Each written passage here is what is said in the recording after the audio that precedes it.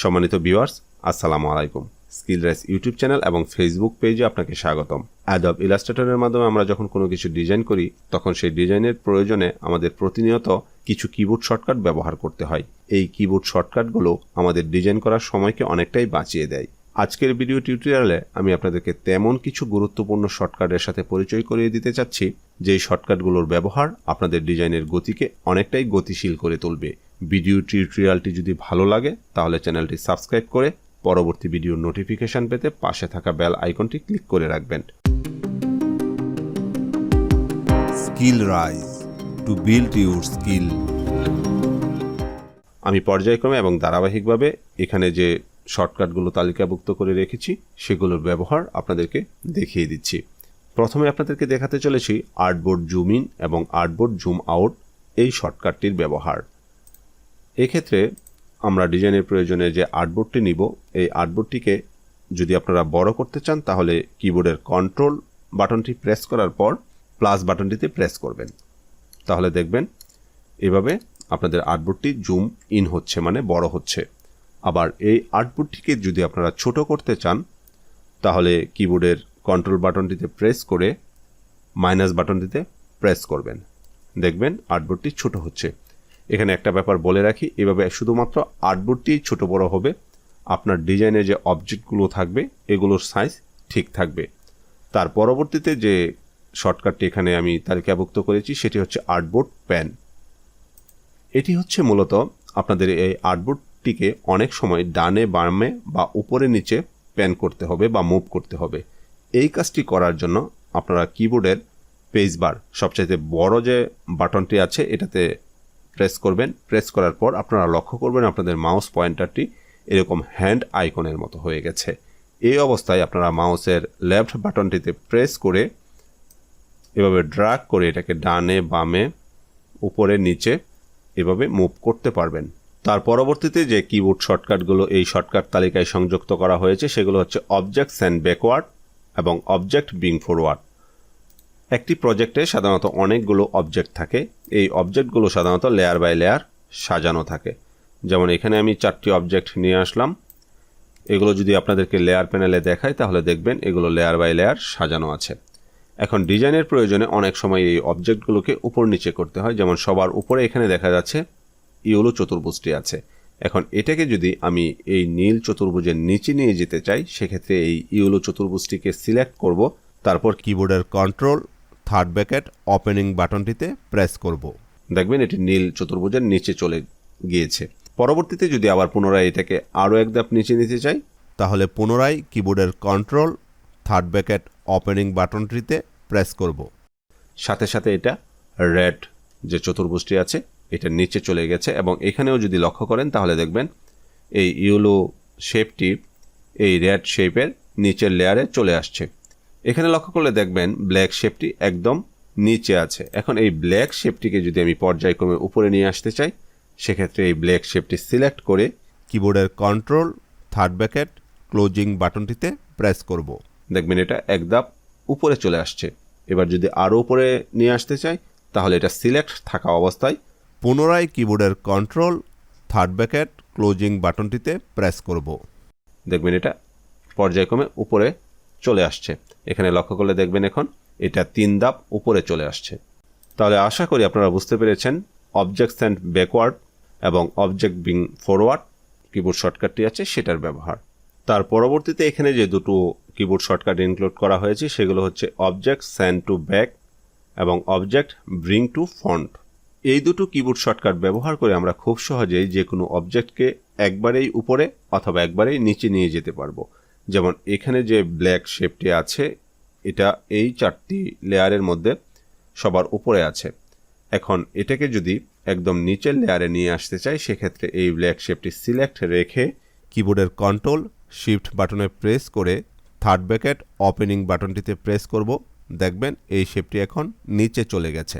ঠিক তেমনিভাবে এখানে এখন এই নীল শেপটি সবার উপরে আছে।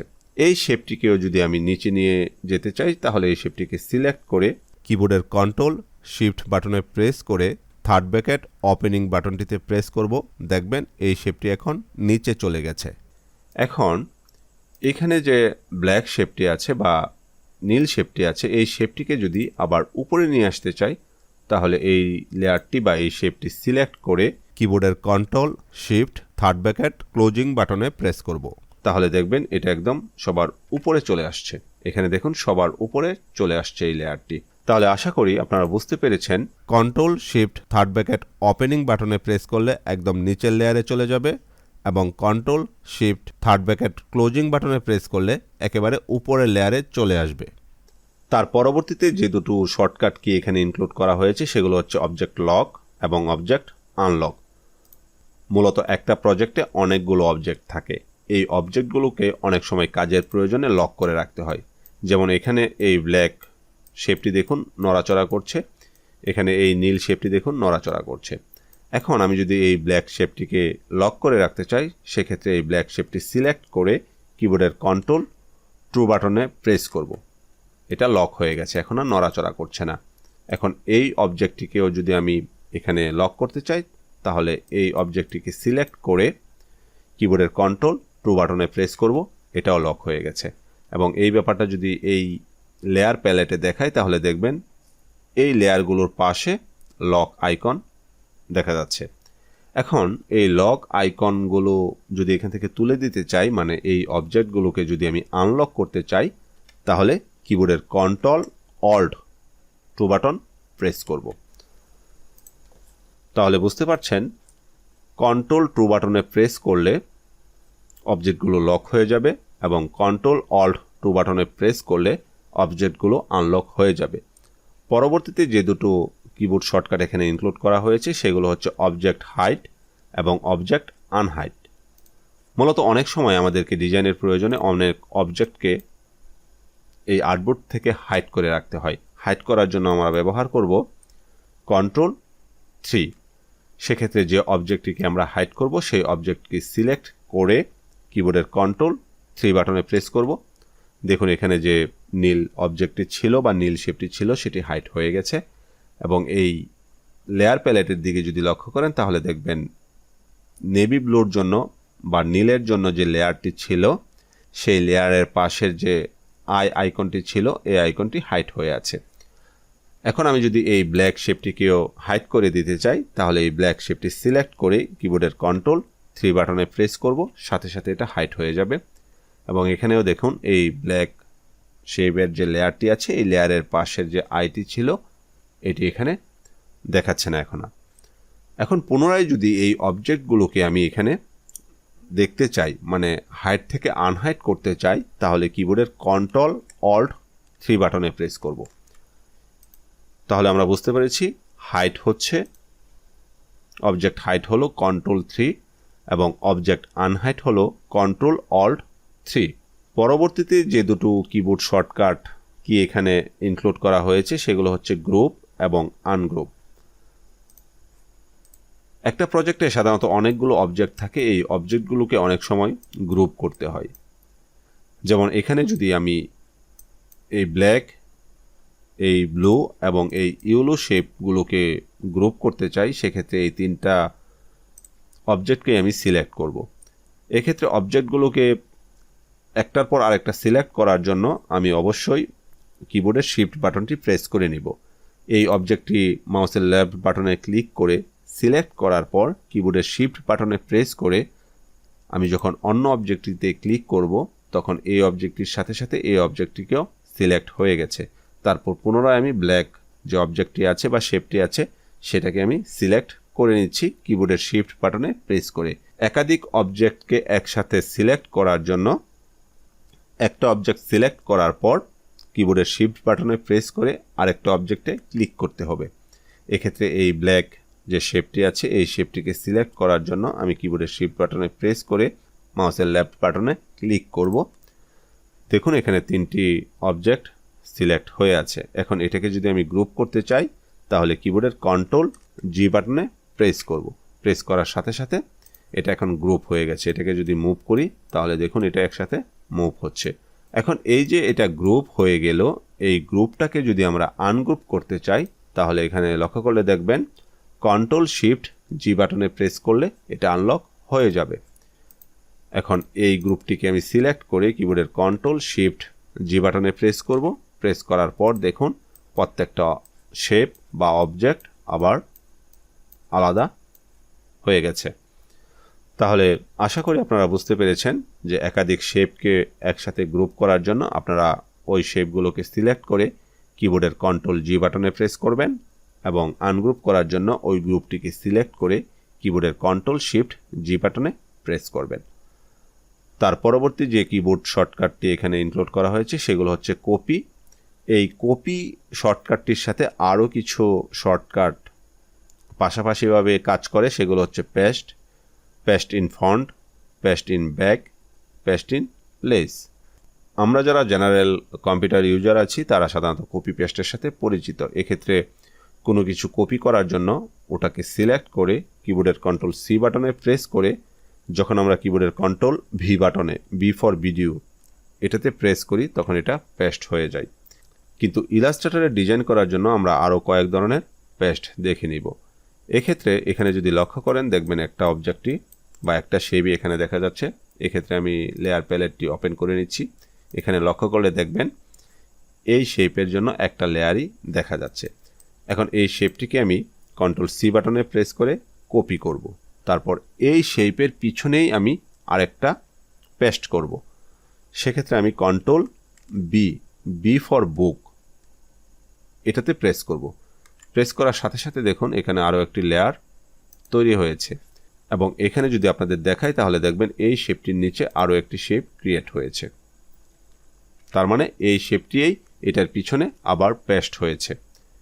ঠিক অনুরূপভাবে এখন যদি এই শেপটি আমি সিলেক্ট করি, কিবোর্ডের কন্ট্রোল সি বাটনে প্রেস করি, এখন এই শেপটির লেয়ারটি হচ্ছে এটা।